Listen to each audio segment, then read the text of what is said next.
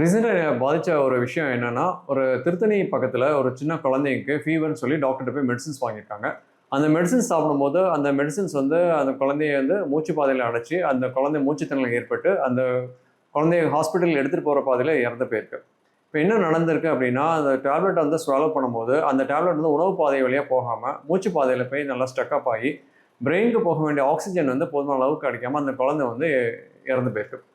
இந்த மாதிரியான சிச்சுவேஷனை நீ எப்படி ஹேண்டில் பண்ணணுங்கிறத இந்த வீடியோவில் நம்ம பார்க்கலாம். ஸோ பொதுவாக இந்த மாதிரியான சிச்சுவேஷன் வந்து நீங்கள் உங்கள் வீட்லேயோ இல்லை ஒரு ஸ்கூல்லையோ இல்லை ஒரு ரெஸ்டாரண்ட்லேயோ சாப்பிடும்போது பெரியவங்களுக்கோ இல்லாட்ட சிறு குழந்தைங்களுக்கோ அதை ஏற்படுத்தி நம்ம என்ன பண்ணணுங்கிறத நம்ம பார்ப்போம். அந்த செலவு பண்ணவங்க வந்து அவங்களுக்கு நல்லா கூட பேசக்கூடிய கண்டிஷனில் இருக்கிறாங்க, இல்லை ப்ரீத் பண்ணக்கூடிய கண்டிஷனில் இருக்காங்க, காஃப் பண்ண முடியும் அப்படின்னா அவங்க நல்லா காஃப் பண்ணக்கு என்கரேஜ் பண்ணுங்கள். அதிலே இந்த ஃபாரின் ஆப்ஜெக்ட் வந்து வெளியே வர்றதுக்கு சான்சஸ் இருக்குது.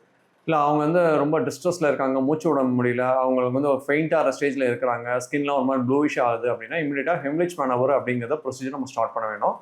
அந்த பெரியவங்களுக்கோ இல்லை குழந்தைக்கோ பேக் சைடில் போய் நின்றுட்டு அவங்களுடைய அப்டாமன் பகுதியில் நேவலுக்கு மேலே உங்களுடைய ஃபிஸ்ட்டை நல்லா வச்சுட்டு அதுக்கு மேலே இன்னொரு ஹேண்டை சப்போர்ட் பண்ணிக்கோங்க. அந்த அதில் வந்து நீங்கள் ப்ரெஷர் நல்லா கொடுக்கணும். இன்வர்ட் அண்ட் அப்வர்ட் இது வந்து ஒரு 5 டைம்ஸ் நீங்கள் நல்லா பண்ணுங்கள். அதுக்கப்புறம் அவங்க பேஷண்ட்டோட பேக் சைடில் ஒரு 5 டைம்ஸ் நல்லா ப்ரெஷர் கொடுத்து டேப் பண்ணுங்கள். இதை திருப்பி இன்னொரு சைக்கிள் ரிப்பீட் பண்ணலாம். 5 டைம்ஸ் இந்த அப்டாமினல் த்ரஸ்ட், 5 டைம்ஸ் பேக்கில் நீங்கள் நல்லா ஸ்டாப் பண்ணுங்கள். மேக்ஸிமம் இந்த ஃபாரின் ஆப்ஜெக்டில் வந்து வெளியில் வரதுக்கான ப்ராபபிலிட்டி ரொம்ப அதிகமாக இருக்கும்.